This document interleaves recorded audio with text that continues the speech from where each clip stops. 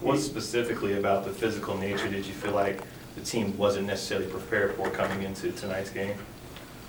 The physical nature of the game. You know, I mean, you got two wing players that are probably the most physical wing players and the most athletic wing players in the game. They're big, they're strong, they're highly skilled, you know, and their centers are both very physical, both in different ways.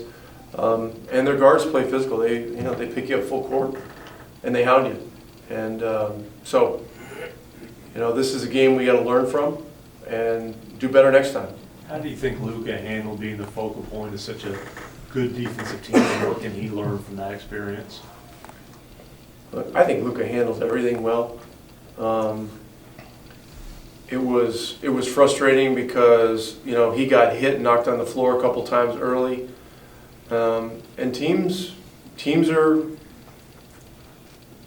they're physical with him. They want to make him feel contact. They want him to hit the floor as often as possible. It wears down great players, but you know, he stayed in the game. He didn't let frustrations with the officials get to him, and look, he's played in a lot of big-time games in his, you know, young basketball career. He understands the culture of games like this. He'll learn some things, and the rest of our guys will learn some things too. You went to Boban early in the first quarter. Was that a planned substitution? Was it something to address the physicality? Coming into the game, it was planned. He has some familiarity with Harrell. Played pretty well against him in Vancouver. You know, it wasn't necessarily the matchup that got us when he was out there. It was more the speed of the game and the athleticism of the game. And so, you know, we gave it a look, and then, you know, we had to adjust. I thought Beret in the second half, once again, gave us some real pop out there. He and Luka have a real good synergy when they play together.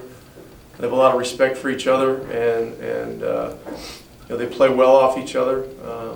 Once again, JJ was a plus in the game, and so that was good. And look, he's always sitting there ready to go, which is big. When you play a team defensively like this, what are things that you specifically can do better? Well, you have to play with more pace. You have to spread the floor out, and you got to play more randomly.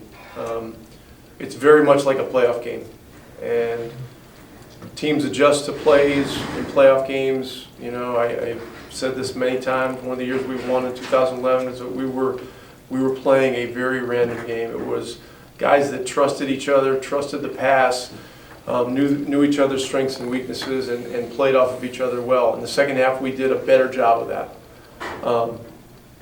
And it's a part of our game that we'll keep working on. How do you get Porzingis to the point where he's kind of consistently an offensive force, I guess?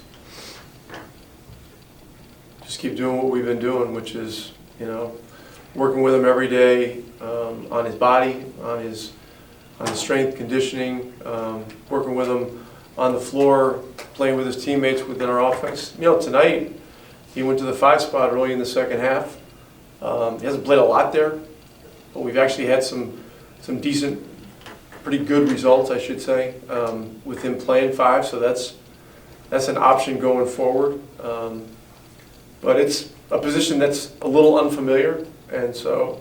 But look, he got some looks tonight. We got a lot of good looks that we just didn't make, and you know, sometimes when you're not making and you're struggling with the possession game, giving up offensive rebounds, I mean, things can get ugly fast, and they did in the first half. And we cleaned a lot of it up in the second half. But you know, playing from behind against that caliber team is very difficult.